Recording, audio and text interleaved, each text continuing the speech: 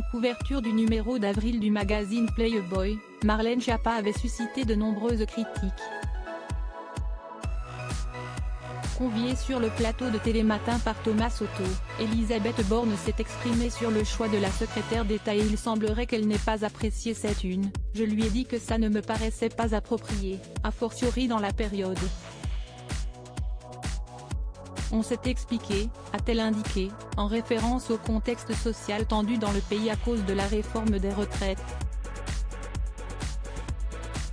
De son côté, Marlène Schiappa a défendu, dans son interview accordée à Playboy, le droit des femmes à faire exactement ce qu'elles veulent. Si elles veulent s'habiller en nonne et ne jamais rencontrer d'hommes, c'est leur choix, et il faut les soutenir. Si elles ont envie de poser nues dans un magazine aussi.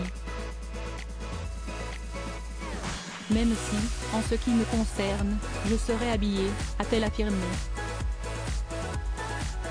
Mais son point de vue n'a pas été partagé au sein du gouvernement.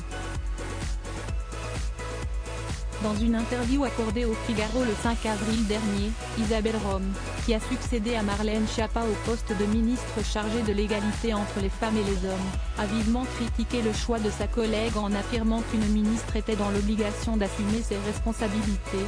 Prétendre que poser dans Playboy fera avancer la liberté des femmes, j'en doute sérieusement. La sienne, peut-être. Celle des autres, non, s'est indignée la ministre, pour qui défendre les droits des femmes dans Playboy reviendrait à lutter contre l'antisémitisme en accordant un entretien à Rivarol.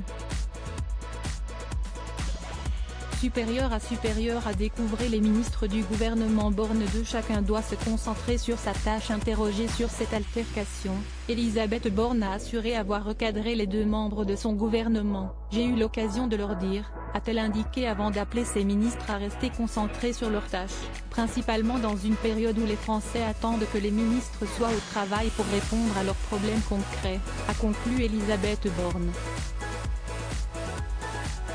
Article écrit en collaboration avec 6 médias.